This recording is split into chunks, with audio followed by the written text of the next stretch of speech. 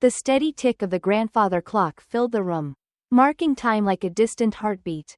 Captain Mark Harris sat at the head of the dinner table, his usual seat, a man of order and routine. He surveyed his family with the quiet vigilance that came from decades on the force. The overhead light cast a soft glow over the meal Susan had prepared. The smells of roasted chicken and warm bread mingling with the faint scent of fresh-cut flowers she had placed in the center of the table. Claire, his 17-year-old daughter, sat to his left. Her fork moved aimlessly across her plate, barely lifting a bite to her mouth. Something was on her mind. Mark could see it in the way her shoulders tensed, in the small crease that had formed between her brows. She had always worn her emotions openly, much to her mother's chagrin. Susan, ever the peacemaker, glanced at Claire and gave her a small smile of encouragement. It was the kind of look that said, "Go on, he'll listen." Mark noticed it, and his gaze shifted to Claire. "Dad, I need to tell you something," Claire began, her voice steady but quiet. Mark's expression didn't change, though he felt a faint twinge of apprehension. "All right," he said, leaning back slightly in his chair. "I'm listening." Claire hesitated, her fingers tightening around her fork. "I've been seeing someone. His name is Jamal." The name lingered in the air like a faint echo. Mark's first instinct wasn't to speak but to think. He repeated the name in his head, Jamal. It wasn't a name he recognized, though the sound of it triggered something in the back of his mind. Not an image, exactly, but a sense, a place, a story he had heard before. "How long?" Mark asked, his tone measured. 6 months, Claire replied, her eyes darting briefly to her mother for reassurance. Mark arched a brow. 6 months? That's quite a while to keep something from us. "I wanted to be sure before I told you," Claire said, her words clipped with a subtle defiance. "He's important to me." 6 months, Mark repeated, his voice softer now but no less deliberate. "And what does Jamal do?" "He's a wrestler at Westwood University," Claire said, her tone brightening. "He's on scholarship, majoring in mechanical engineering. He also tutors kids at a community center." Susan chimed in with a warm smile. "He sounds like he's got his head on straight." Mark didn't respond immediately. Instead, he took a long sip of his water, letting the silence stretch between them. His mind sifted through her words, finding what his years of experience had taught him to look for details. Wrestler, scholarship, community center, they were the kinds of facts that sounded good on the surface. But he couldn't help but wonder what they might be masking. "And where's he from?" Mark asked finally. "Edgewood," Claire said. The name settled like a stone in his chest. Edgewood was a neighborhood not far from where Mark worked. He knew it well, not the tidy suburban streets of their own neighborhood but a patchwork of small homes, struggling schools, and a reputation that preceded it. Mark's lips pressed into a thin line. "Edgewood. Yes," Claire said, her tone sharper now. "Is that a problem?" Susan spoke up quickly, her voice even. "You should meet him, Mark, before you jump to conclusions." "I didn't say I was jumping to conclusions," Mark said, his voice neutral, though the words carried a quiet edge. Claire's eyes narrowed. "You don't have to say it. I know what you're thinking." "Do you?" Mark countered, leaning forward slightly. "Yeah," Claire shot back. "You think you know him already. But you don't. And you're not even willing to try." The room grew quiet again, but the air between them was charged. Mark exhaled slowly, his fingers drumming once on the table. "It's not about me trying, Claire. It's about me protecting you." "Protecting me from what?" Claire demanded, her voice rising slightly. Mark paused, choosing his words carefully. "From getting hurt. From people who might not be who they seem to be." Claire's chair scraped loudly against the floor as she stood, her face flushed. "You're not protecting me, Dad. You're judging him, and you don't even realize it." Before he could respond, she stormed out of the room. The sound of her bedroom door slamming echoed down the hallway. Susan let out a quiet sigh and began clearing the plates, leaving Mark alone at the table. He sat there for a long moment, staring at the empty chair where Claire had been. In his chest, a knot of frustration and something deeper, something harder to name, tightened. He wasn't angry, not exactly, but he felt unsettled, like a puzzle piece had been placed in the wrong spot. Mark Harris prided himself on being a fair man. A man who had seen the best and worst of people and could tell the difference. But tonight, as the ticking clock filled the silence, he wondered if maybe, just maybe, he had misread this one. The precinct was quiet that evening. The kind of quiet that settled in after rush hour passed and the streets began to empty. Captain Mark Harris sat at his desk, the dim glow of his computer screen casting faint shadows on the walls. Outside, rain tapped against the windows. A soft, rhythmic patter that matched the slow pace of his thoughts. Claire's words from the night before replayed in his mind, each one sticking like a burr in his conscience. You're judging him, and you don't even realize it. He wasn't sure if she was right. No, that wasn't it. He didn't want her to be right. Mark leaned back in his chair and stared at the screen, his fingers hovering over the keyboard. The cursor blinked expectantly. He had done this 1,000 times before. Running a name through the system. Gathering details. It was part of the job. Just routine. He typed in, Jamal Anderson, and hit enter. The search results appeared almost instantly. Nothing major. No arrests. No warrants. A few parking tickets. One unpaid but marked as resolved. Mark's eyes lingered on the screen, his jaw tightening. There wasn't much to see. Yet his instincts prodded him to keep looking. It's not personal, he told himself. I just need to make sure she's safe. The rationalization sat uneasily in his chest. But he didn't question it. Instead, he printed the file and slipped it into his briefcase before shutting off his computer. Blank. Blank. That night, the rain had stopped, leaving the streets slick and shining under the glow of the streetlights. Mark's unmarked cruiser idled near the curb, its engine a low hum in the stillness. Across the street, he saw the silver sedan pull out of the driveway. The car was clean, well maintained. Mark didn't know why he noticed that detail. But he did. As the sedan turned onto the main road, Mark followed. His lights were off, his distance carefully measured. The rhythm of the wipers against the windshield seemed louder than usual. As though trying to fill the silence in his mind. The car didn't speed, it didn't swerve, but when it drifted slightly near the center line, Mark flicked on his lights. The sedan slowed and pulled over. Mark parked behind it and stepped out into the damp air. His boots crunched softly on the wet pavement as he approached the driver's side window. It rolled down slowly, revealing Jamal Anderson's calm face. Evening, officer, Jamal said, his tone polite but guarded. License and registration, Mark said, his voice steady. Jamal handed over the documents without hesitation. His movements were deliberate, precise, as though he was aware of how each one might be perceived. What's the issue? Jamal asked. You were hugging the center line back there, Mark said, the lie slipping out smoothly. And there's an unpaid parking ticket on your record. Jamal frowned slightly but didn't argue. That ticket was taken care of months ago. I can show you proof if you'd like. Mark ignored the offer, flipping through the paperwork. What brings you to this neighborhood tonight? Jamal blinked, the question catching him off guard. Visiting a friend, he said after a moment.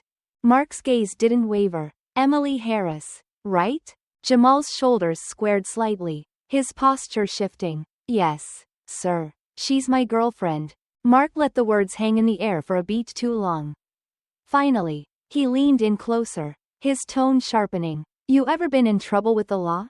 No, sir, Jamal replied, his voice firm but still respectful. Never. Mark studied him, searching for anything that might betray the words.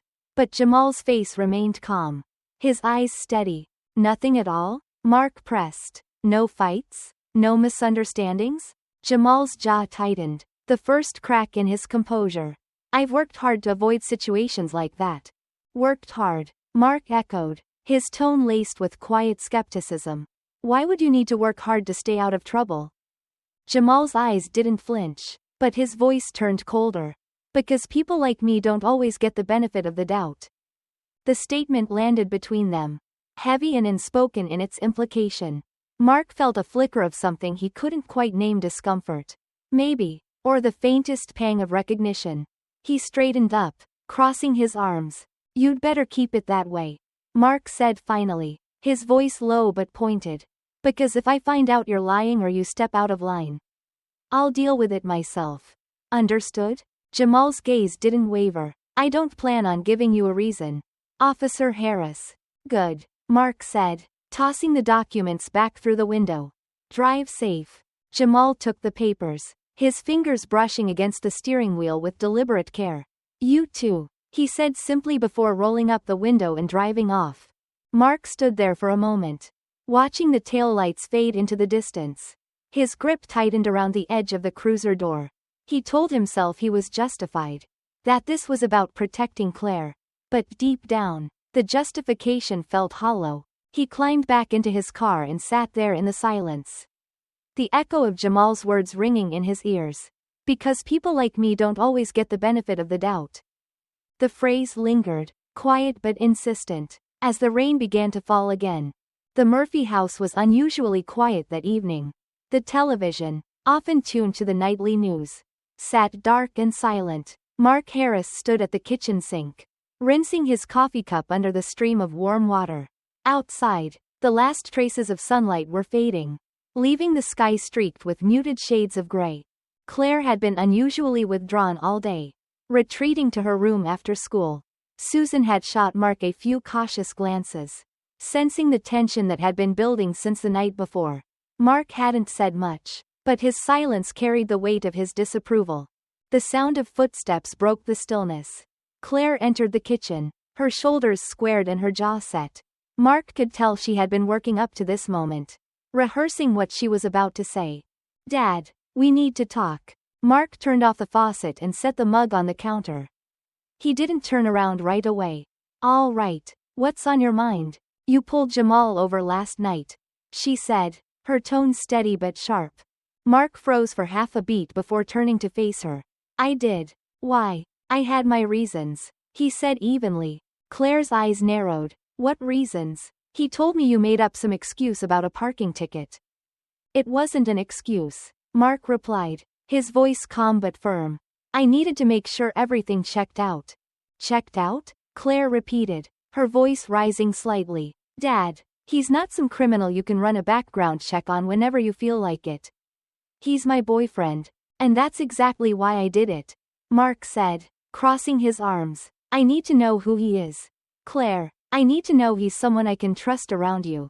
Claire's hands clenched into fists at her sides. You don't know him because you don't want to know him. You're not even giving him a chance. Mark sighed, leaning against the counter. Claire, this isn't about me wanting or not wanting to know him. It's about me protecting you. That's my job. Protecting me from what? She shot back, her voice trembling with frustration. From someone who's smart and kind and has never done a single thing wrong? Or is it just because of where he's from? Or what he looks like? Claire, don't twist my words, Mark said, his tone darkening. I'm not twisting anything, she snapped. You're the one who sees Jamal and assumes he's trouble. Just because he's black and grew up in Edgewood. Admit it, Dad, that's what this is really about. Mark's jaw tightened. I didn't say that. You didn't have to, Claire said, her voice breaking. It's written all over everything you do. And you don't even see it. Susan appeared in the doorway, her expression wary. She had been listening from the living room, trying to decide whether to intervene. Now, she stepped forward, her voice calm but firm. Claire, why don't you take a moment to cool off? Claire shook her head, blinking back tears. No, Mom, I'm done. I'm done trying to explain it to him. She turned back to Mark. You're pushing me away, Dad, and you don't even realize it. With that, she stormed out of the kitchen, her footsteps echoing down the hallway. A door slammed shut moments later. Susan sighed, stepping to the sink to rinse her hands. She didn't look at Mark right away. When she finally spoke, her tone was quiet but pointed. She's not wrong. You know. Mark frowned. About what? About the assumptions you're making. About why you're doing this. I'm doing this because I'm her father, Mark said, his voice sharp. It's my job to protect her. Susan turned to face him, her eyes steady and unwavering. No, Mark. It's your job to support her. To trust her. But instead, you're letting your biases control you. And now you're driving her away. Mark opened his mouth to argue but found he had no words. Instead, He turned and walked out of the kitchen, retreating to his study. Later that night, Mark sat alone in his dimly lit office, his thoughts churning. A photo on his desk caught his eye. Claire at 6 years old, sitting on his shoulders during a family trip to the zoo. She was laughing, her hands clutching his hair. Her world still so small and safe. He thought about everything he had seen in his career: the arrests, the crime scenes, the people who had lied and cheated and manipulated their way out of trouble. He thought about how many times his instincts had been right, how often he had trusted his gut and it had paid off. But tonight, for the first time in a long while, he wondered if those same instincts had led him astray. He replayed the conversation with Claire in his mind, her words sharp and cutting, but also truthful. "You're not protecting me, you're judging him, and you don't even realize it." The thought sat heavy in his chest, unsettling and unfamiliar. Mark Harris prided himself on being a man of fairness, a man who made decisions based on facts, not feelings. But now, he wasn't so sure. The house was quiet except for the faint hum of the air conditioner. Mark leaned back in his chair, his gaze fixed on the ceiling, and let the silence wash over him. He wasn't ready to admit that Claire was right, not yet. But the seed of doubt had been planted, and it was growing. The community center sat on the edge of Edgewood, its modest brick facade blending into the surrounding neighborhood. Faded posters clung to the windows, advertising tutoring sessions, basketball games, and Saturday morning breakfasts. The late afternoon sun cast long shadows over the parking lot as Mark Harris pulled his car to a stop across the street. He hadn't told anyone he was coming, least of all Claire. This wasn't about her. He told himself it was about him. About understanding, or maybe about confirming what he thought he already knew. Mark stayed in the car for a moment, his gaze fixed on the entrance. Parents filtered in and out, their children skipping ahead or trailing behind. It was a quiet scene, ordinary in every way. Still, something in Mark hesitated. Finally, he stepped out, his boots crunching softly against the gravel. He crossed the street and entered the building, the scent of worn carpet and faintly antiseptic cleaner meeting him at the door. Inside, the hallways were alive with faint echoes: laughter, the low hum of conversation, the occasional squeak of sneakers on linoleum.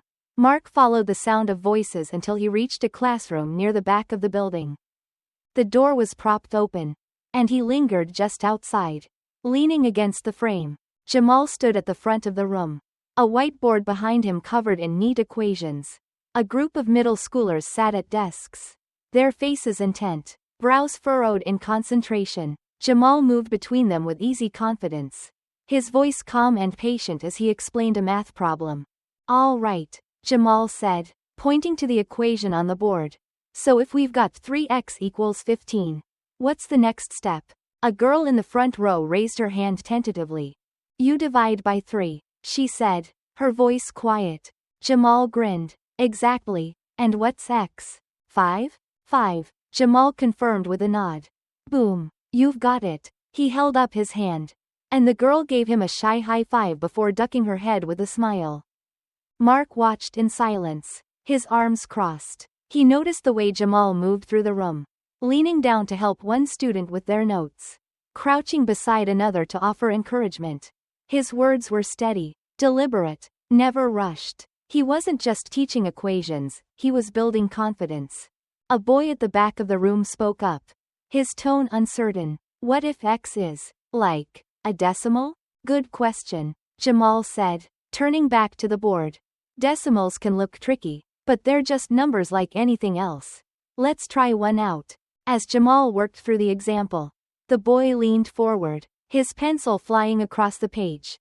By the time Jamal finished, the boy's hand shot up. "I got it. Let's see," Jamal said, stepping over to check the work. After a moment, he nodded. "Perfect. Nice job, man." The boy beamed, and Mark felt an unexpected flicker of something in his chest. When the session ended, the students packed up their bags, calling out goodbyes as they filtered out the door. Jamal stayed behind, erasing the whiteboard. Mark took a breath and stepped into the room. Jamal turned at the sound of his footsteps, his expression shifting from surprise to caution. "Officer Harris," he said evenly, Didn't expect to see you here. Mark hesitated, unsure how to begin. I wanted to see what you do here.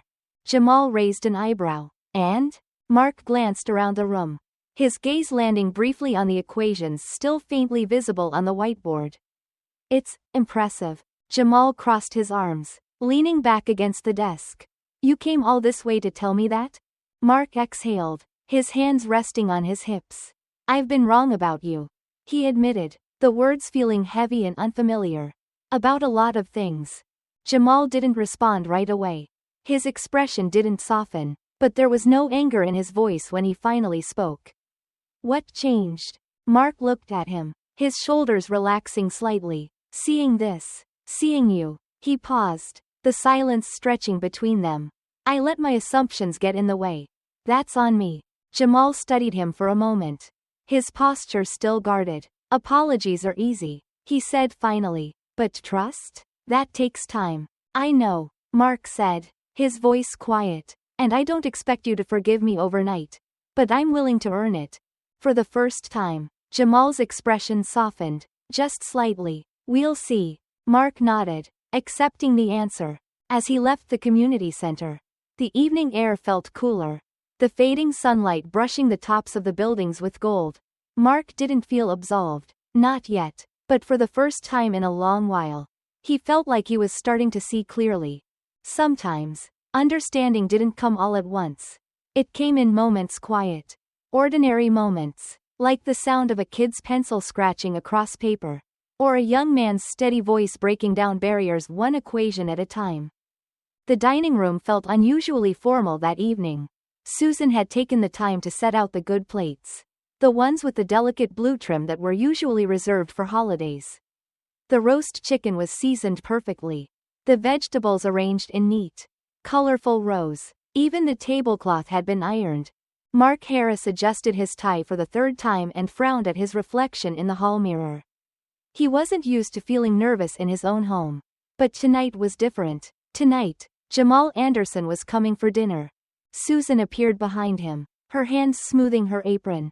Stop fidgeting, she said lightly. You'll be fine. I'm not fidgeting, Mark muttered, though he knew it wasn't true. Susan smiled and patted his shoulder. Just be yourself, Mark. And try to listen. Really listen. Mark nodded, though he wasn't sure what that would look like. He wasn't sure what any of this would look like. The doorbell rang promptly at 6.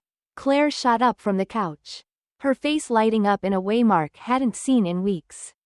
She opened the door, and there he was, Jamal, holding a small bouquet of white lilies and a box of chocolates wrapped with precision.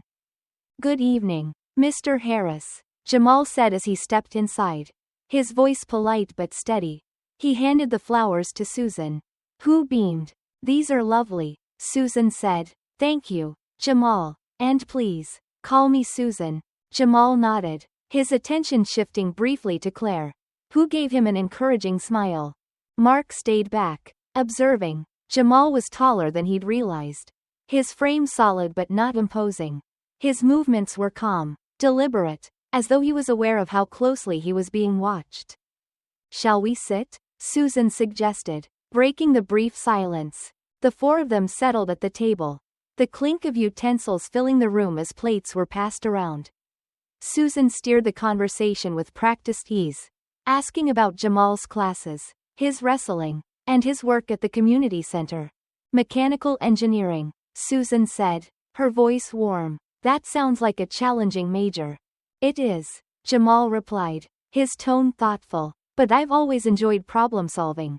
Engineering feels like a way to make a real difference. Mark, who had been quiet until now, finally spoke. Claire mentioned you work at the community center, tutoring kids, right? Yes, sir, Jamal said, meeting Mark's gaze. Mostly math and science. Some of the kids just need a little extra help. Someone to believe in them. Mark nodded slowly. That takes a lot of patience. It does, Jamal admitted, but it's worth it. They remind me of where I came from, and how far I still want to go. The words hung in the air, and for a moment, Mark felt something shift. He could see the sincerity in Jamal's expression, the quiet pride in his voice. As the dinner continued, the conversation flowed more easily. Susan asked about Jamal's wrestling matches. And Claire chimed in with stories about his regional championships. Wrestling's not just about strength. Jamal explained. It's strategy, too. Timing, precision, knowing your opponent's next move. Mark raised an eyebrow. And how do you balance all that with school and tutoring? It's not always easy, Jamal said, his voice even. But I've learned to manage my time. I know what's important. Mark studied him for a moment. His expression unreadable. Finally, he nodded. That's good to hear. By the time dessert was served, Susan's homemade apple pie, the tension in the room had eased. Claire's laughter filled the space. And even Mark found himself relaxing. Though he didn't say much. When the meal was over, Jamal helped clear the table. Despite Susan's protests. You're a guest, she said, waving him off. It's the least I can do, Jamal replied, carrying a stack of plates to the kitchen. Mark watched him move, his demeanor calm and respectful. He thought about the assumptions he had made. The things he had convinced himself were true. Sitting here tonight, those assumptions felt smaller, less certain. At the door, as Jamal prepared to leave, Mark extended a hand. Thank you for coming, he said, his voice quiet. Jamal shook his hand firmly, his grip steady. Thank you for having me, sir. Mark nodded, holding Jamal's gaze for a moment longer. There was something unspoken between them, an acknowledgement.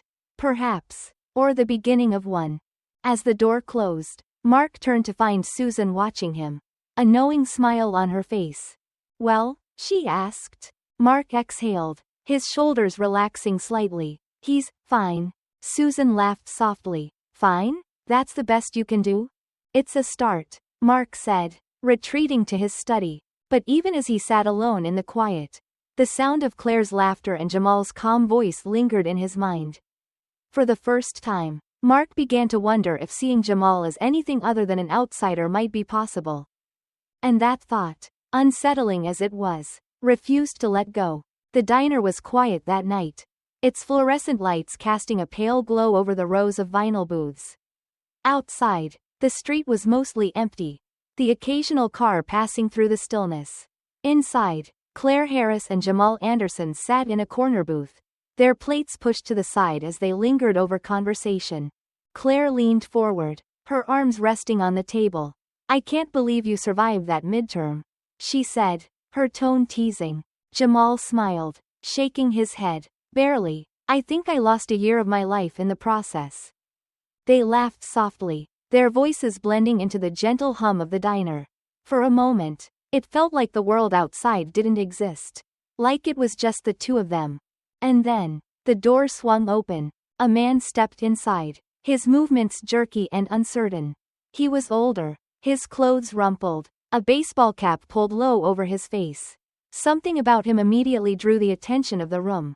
He paused by the counter, glancing around as if to assess his surroundings. Jamal noticed him first. His posture shifted, his shoulders straightening as his gaze followed the man. What is it? Claire asked, sensing his unease. I don't know, Jamal said quietly. Just stay calm. The man reached into his jacket, pulling out a gun. All right, he barked, his voice loud and cracking with tension. Everybody stay where you are. Don't do anything stupid. Gasps rippled through the diner. The waitress behind the counter froze, her hands trembling as she raised them in the air. A family in a nearby booth huddled together, their children clutching their parents. Claire's breath hitched. She instinctively reached for Jamal's hand, her fingers gripping his tightly. The man waved the gun erratically, his eyes darting around the room. Empty the register, he demanded, pointing at the waitress. Now. She nodded frantically, fumbling with the keys. The till opened with a metallic clang, and she began pulling out bills with shaking hands. Jamal leaned toward Claire, his voice barely above a whisper. When I say go, you run. Don't argue. Just run. No, Claire hissed, her eyes wide with fear. I'm not leaving you, Claire, Jamal said firmly, his tone leaving no room for argument. Trust me. The man turned his attention to the booths. All of you wallets, phones, whatever you've got, put it on the table.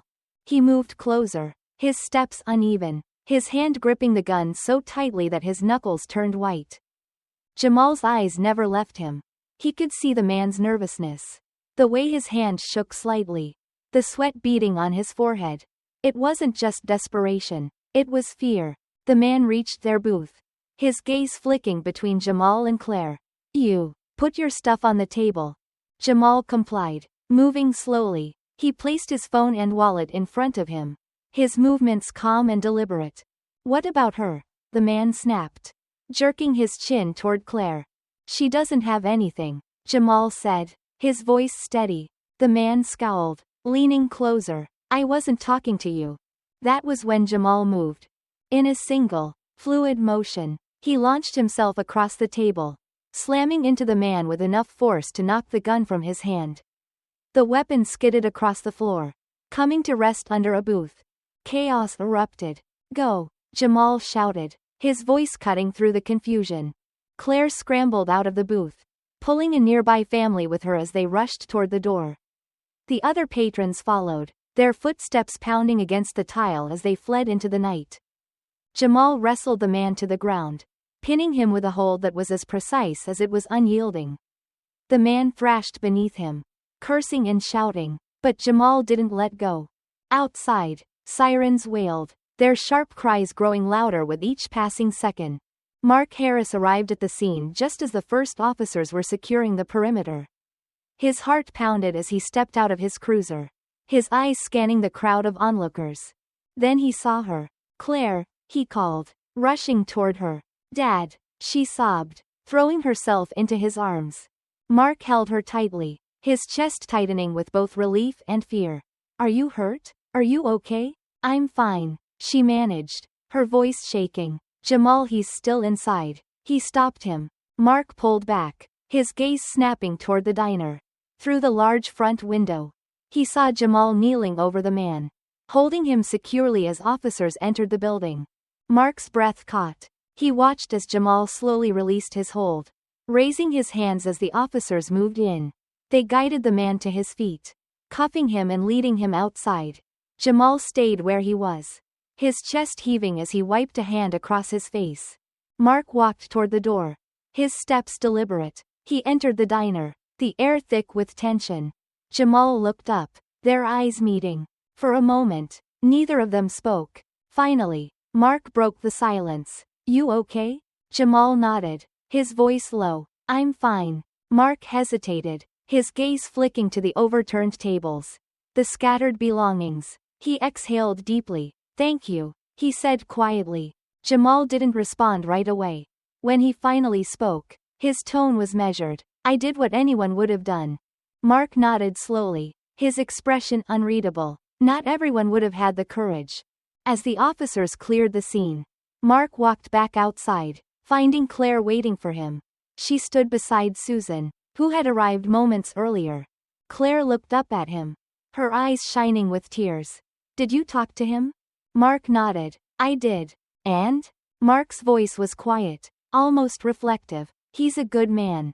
The words felt strange on his tongue, but they were true. For the first time, Mark could see Jamal clearly not as an outsider, but as someone who had risked everything to protect the people he cared about.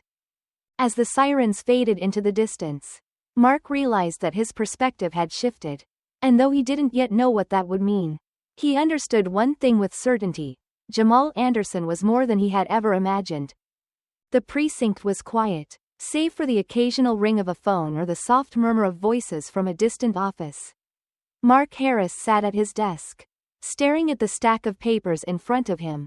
Though he wasn't reading them, his thoughts kept circling back to the events at the diner, to Jamal, and to the words he had spoken afterward. He's a good man. It wasn't that Mark regretted saying it, it was the truth. But the realization of how long it had taken him to reach that conclusion weighed heavily on him. He thought of all the subtle ways his assumptions had clouded his judgment. How they had shaped the way he had treated Jamal from the start. The door to the break room creaked open, and Officer Crowley strolled in, his usual smirk in place. He poured himself a cup of coffee before glancing at Mark. Murph, Crowley said casually, heard about the heroics at the diner. That kid you were so worried about really stepped up. Huh? Mark glanced up, his jaw tightening slightly. Crowley chuckled. Don't get me wrong, it's a good look. But you know how these types are. They love the attention, always angling for something. The comment landed like a weight in Mark's chest. It wasn't the first time he'd heard Crowley talk like this, offhand remarks laced with quiet prejudice, delivered with a tone that suggested they were just common sense. Mark set his pen down, his voice calm but firm. What do you mean, these types? Crowley blinked, caught off guard by the question. Come on, you know what I mean. They act all righteous, but give it time. The cracks always show. Mark leaned back in his chair, his gaze steady. You don't know him, and if you did, you wouldn't say that. Crowley laughed, though it sounded uneasy. Relax, Murph. I'm just calling it like I see it. No, Mark said, his tone sharper now. You're calling it like you assume it is. And there's a difference. The room fell silent. Crowley stared at Mark for a moment, his smirk fading. Touchy, aren't we? He muttered, before retreating to his desk. Mark exhaled deeply, his hands resting on the edge of the desk. The exchange left him unsettled, but also resolute. He had spent too long letting comments like Crowley's slide, too long contributing to the quiet culture of assumptions and stereotypes that had colored his world. It was time to do better. That evening, Mark returned home to find Claire and Jamal in the living room, laughing softly as they watched a movie. Susan was in the kitchen, humming to herself as she prepared dinner. Mark lingered in the doorway for a moment, watching the scene. Jamal sat comfortably but not overly relaxed, his arm resting on the back of the couch, careful not to overstep. Claire leaned into him, her laughter light and unguarded. Dad, Claire said, noticing him. You're home early. Yeah, Mark replied, stepping into the room. He glanced at Jamal. Can we talk for a minute? Jamal nodded, standing. Claire looked between them, her brow furrowing. What's going on? Nothing bad, Mark assured her. Just a conversation. In the hallway, the two men stood facing each other. The air between them was heavy with unspoken tension, though it wasn't hostile. I owe you more than just a thank you, Mark began, his voice steady but quieter than usual. I owe you an apology. Jamal's expression remained neutral, though there was a flicker of surprise in his eyes.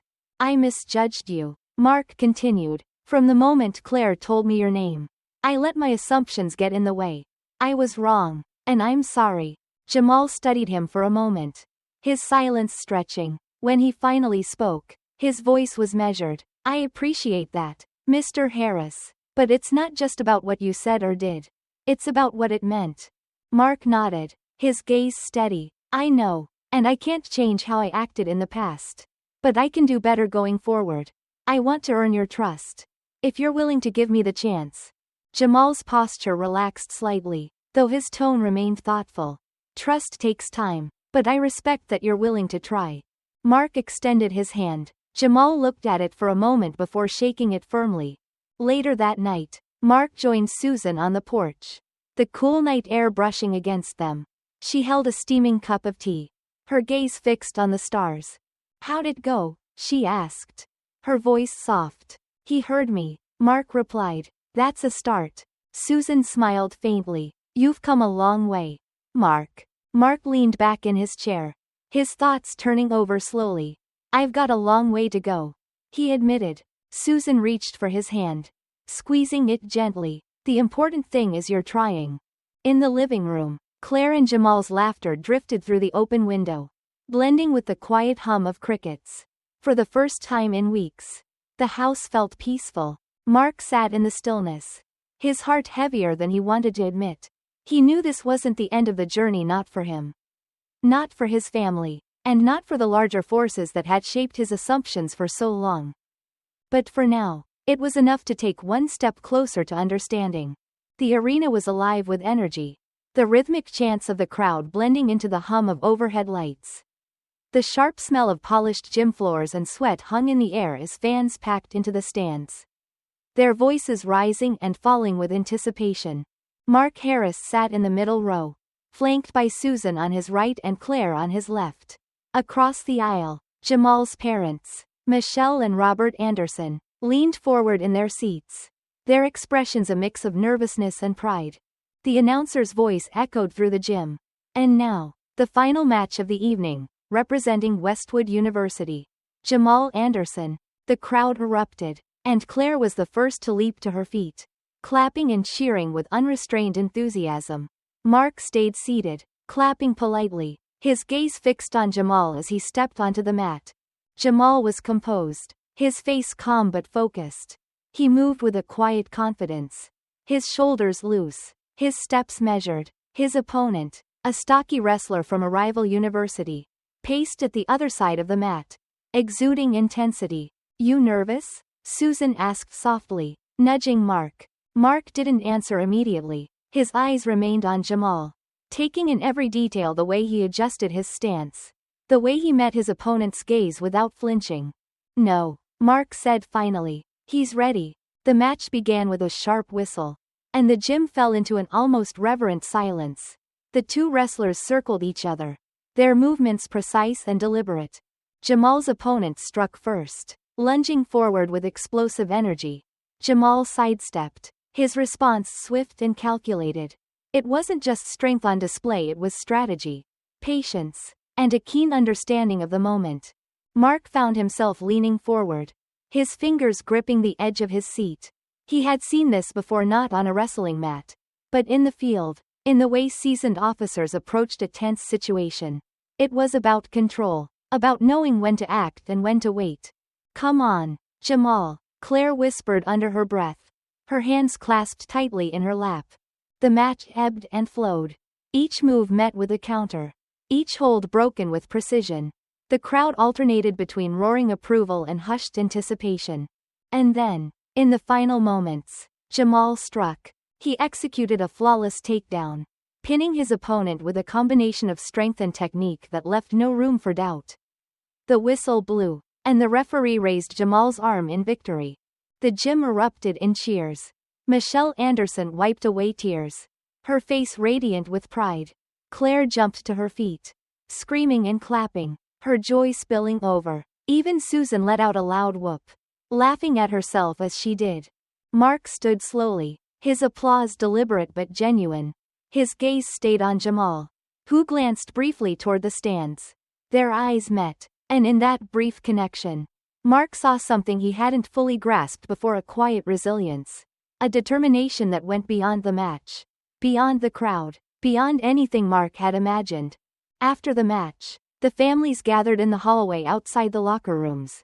The energy from the gym seemed to spill into the space, filling it with chatter and laughter.